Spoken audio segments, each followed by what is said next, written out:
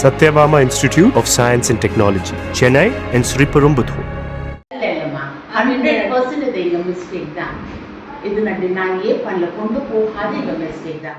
சென்னை சேத்துப்பட்டு பகுதியை சேர்ந்த கூலி தொழிலாளியான பால்ராஜ் என்பவரின் மகளான பாரதி அண்ணா நகரில் உள்ள தனியார் கல்லூரியில் பிகாம் படித்து வந்தார். இந்த நிலையில் கடந்த மாதம் 10ஆம் தேதி பாரதி வழக்கம் போல காலையில் கல்லூரிக்கு சென்ற போது திடீரென உடல்நிலை பாதிக்கப்பட்டு மயங்கி உள்ளார்.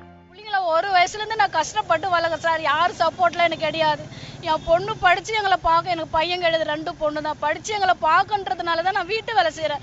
கேஎம்சி எதிர்க்க தான் பிளாட்ல வேலை செய்யறேன் சார். நான் ஒரு வயசுல இருந்தா என் பிள்ளைங்களை நான் எச்சையை நான் கழுவிதான் நான் காப்பாத்துறேன். என் பிள்ளைங்களை எங்களை பார்க்கணும்னு நினைச்சேன், ஆனா என் பொண்ணு என்ன பார்க்கல சார், அவங்க விட்டுட்டாங்க சார். பின்னர் நீண்ட நேரத்திற்கு பிறகு கிண்டியில் இருந்த பெற்றோருக்கு தகவல் தெரிவிக்கப்பட்ட நிலையில் பெற்றோர் கல்லூரிக்கு செல்லும் வரை மாணவிக்கு முதலுதவி கூட வழங்கப்படாமல் மருத்துவமனைக்கும் அழைத்து செல்லாமல் கல்லூரி நிர்வாகம் வைத்திருந்ததாக கூறப்படுகிறது. பின்னர் பெற்றோர் பாரதியை கீழ்ப்பாக்கம் மருத்துவமனைக்கு அழைத்து சென்ற நிலையில் 3 நாட்கள் தீவிர சிகிச்சையில் இருந்த பாரதி சிகிச்சை பலனின்றி உயிரிழந்தார்.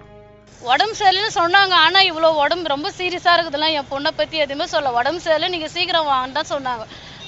நாங்க ஊருக்கு போயிட்டு நாங்க கிண்டிலேருந்து நான் வந்துனுக்கிறேன். நாங்க அதுக்கப்புறமா நாங்க 12:30 மணிக்கு 1 மணிக்கு நாங்க வந்து பாக்குறோம், என் பொண்ணு கழுத்தெல்லாம் தொங்க விட்டுக்கணும், ஜொல்லு ஊத்திக்கணும். ஒரு ஃபர்ஸ்ட் எய்டு கூட கொடுக்கல சார், ஆம்புலன்ஸ் கூட எதுவுமே பண்ணல. நாங்க போன பிறகு ஒரு கை காலில் தொங்கி கிடது. ஆனா நினைவு இருக்கு சார் என் பொண்ணுக்கு. நாங்க போய் பாரதின்னு கூப்பிடுறோம், நினைவு இருக்கு. அழுகுறதுக்கோசம் பேச்சு வரல என் பொண்ணுக்கு. அப்புறம் நாங்க போயிட்டு பாரதி எங்க அப்பா போயிட்டு சைன் போட்ட பிறகுதான் அதுக்கப்புறமா நீங்க இட்டுன்னு போங்கன்னு சொல்லிட்டு சொல்றாங்க சார். பாரதியின் பெற்றோர் கல்லூரிக்கு சென்று நிர்வாகத்திடம் கேட்டபோது தங்கள் மீதுதான் தவறு என கூறி 2 மாத செமஸ்டர் பணத்தை தருவதாகவும் இனி இது போல நடக்காது என கூறி சமாதானம் செய்ததாக பெற்றோர் தரப்பில் சொல்லப்படுகிறது. ஏங்க என் பொண்ணு இப்படி ஆயிடுச்சு, நீங்க ஒரு ஃபர்ஸ்ட் எய்டு கொடுத்துருக்கறால, என் பொண்ணை 2 ஹவர் நீங்க உட்கார வச்சிருக்கீங்களே. நாங்க போய் கேட்கும் போது அசால்ட்டா மன்னிச்சிடுங்க, எங்க மேல தப்புன்றாங்க சார். ஹெச்ஓடில இருந்து எல்லாருமே சொல்றாங்க நாங்க தப்பு பண்ணிட்டோம், நாங்க ஃபர்ஸ்ட் எய்டு கொடுத்துருக்கணும், எங்க மேல தான் தப்பு, சாரிம்மா மன்னிச்சிடுமா, 2 பீஸ் கட்டிருந்தா நாங்க கொடுத்துட்றோம் அப்படின்னு அசால்ட்டா பேசுறாங்க சார். ஒரு உயிர் அந்த 2 பீஸ் தானா சார்.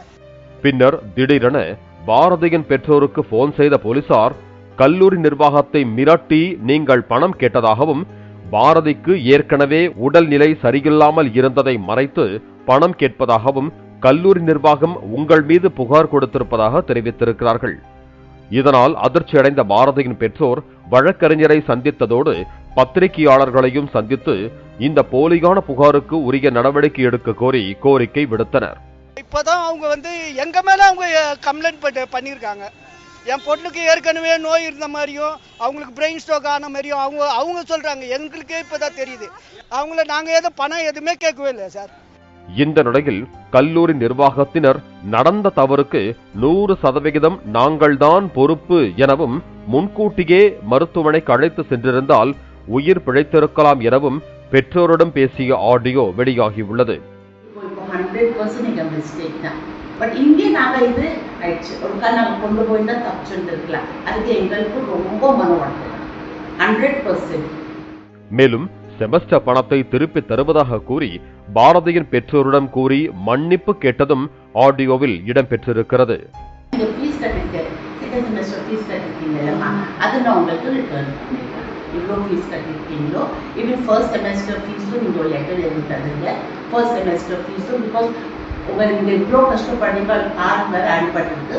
ஃபர்ஸ்ட் செமஸ்டர் ஃபீஸ் என்ன கட்டிருக்கீங்களோ, second semester just write a letter, no, that we want the reimbursement of our first because we have lost the check. I will forward it and within 1 week it will be reimbursed. சரியா? Again sorry and we'll see to it. இந்த audio ஆதாரங்களையும் பெற்றோர் போலீசாரிடம் ஒப்படைத்திருக்கும் நிலையில் போலீசார் யார் மீது தவறு என்பதை கண்டறிந்து நடவடிக்கை எடுப்பார்களா என்ற எதிர்பார்ப்பு எழுந்துள்ளது. Satyabama Institute of Science and Technology, Chennai and Sriperumbudur.